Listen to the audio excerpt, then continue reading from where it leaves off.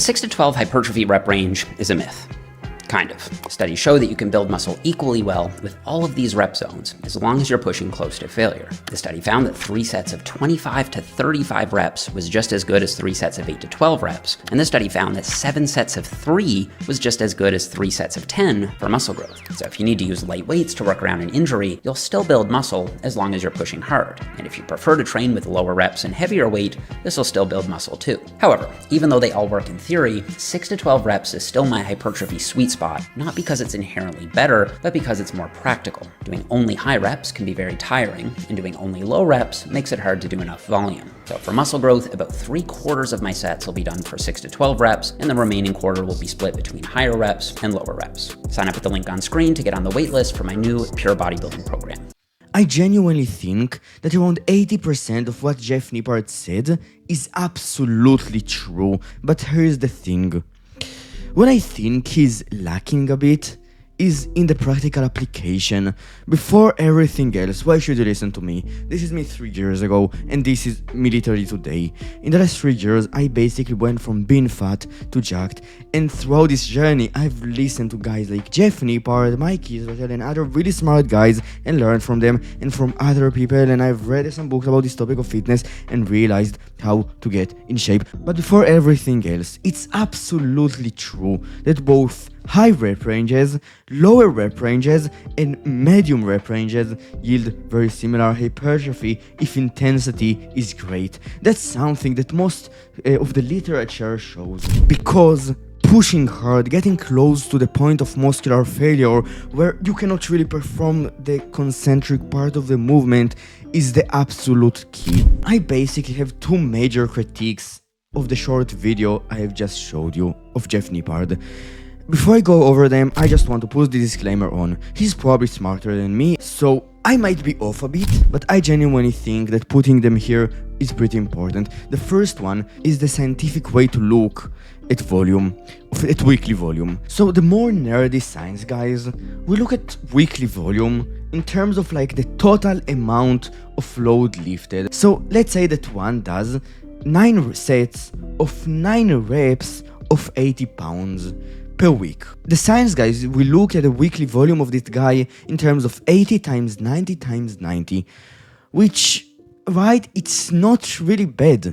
It's like 81 times 80, which is 6,500 something. To be more specific, 6,480. That's the weekly volume. The science guys would try to increase it between the weeks. And it's better. For hypertrophy, it's probably a better way to look at stuff, especially if you have the right intensity in all of those sets. The problem is that for people who have been training for 1, 2, 3, 4 years, it's not really important. Of course, they would do it and they would see more results if they would do it. But by what margins? And it increases how complicated training is for those people. And that's the problem. It makes training more complicated looking at it this way and trying to reach higher rep ranges because of volume. Of course, it's pretty important, especially if you match intensity, but intensity is more important. The first critique that I have is that instead of, especially for those who have been training for less than 4 years, instead of looking at it in terms of like weekly volume in the way I showed you, I think it's better to look at it in terms of just how many effective sets that are pretty close to muscular failure you have done per week, which is pretty much supported by science. As you have seen in that video, when intensity matches, rep ranges yield pretty similar results. And then the second critique is he didn't really mention strength. So strength, there is a thing called specificity. You get better at what you do in sports. In the gym, you get better, you get stronger if you train with lower rep ranges, and you build more endurance if you train with higher ones. If your goal is to build strength and you want to like reach new PRs in your bench press or in your squats or in deadlifts, then training with a lower rep range, in some sets, not all of them, because there might be a higher risk of injury, especially if you ego lift, is a pretty smart idea. So you should not ego lift, but training with slower rep ranges, with the rep range of 1 to 5 if you want to get stronger, is a smart idea.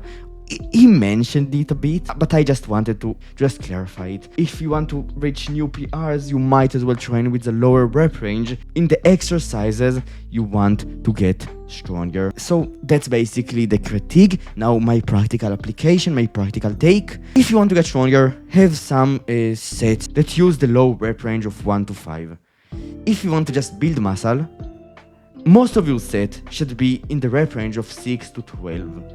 Why?